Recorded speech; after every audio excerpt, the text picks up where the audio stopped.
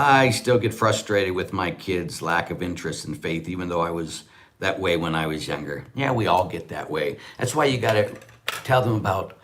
I think kids will respond better when we let them know no one's going to ever love them as much as God. Because the deepest need in everyone's heart is to be loved. When I do a high school retreat, that's where I begin. Because they're looking for love so much.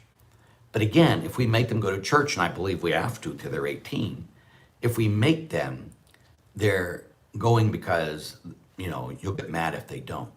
That's why we got to make sure that we're telling them, I want you to know how much you're loved. And for Jesus every week to give you himself. And again, even when you say that, if they don't know him, they just won't get it.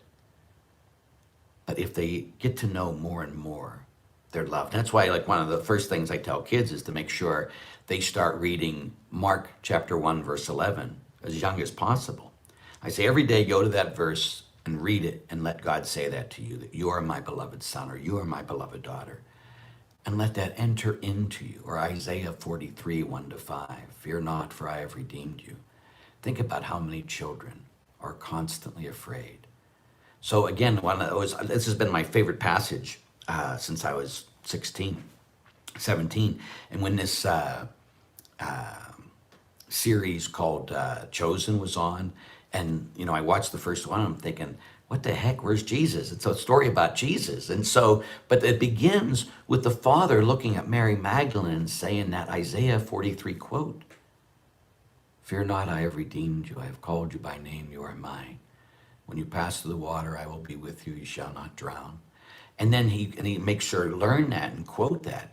And then she goes around and she loses God and she's possessed and everything else. And how does Jesus break her heart and bring her to love?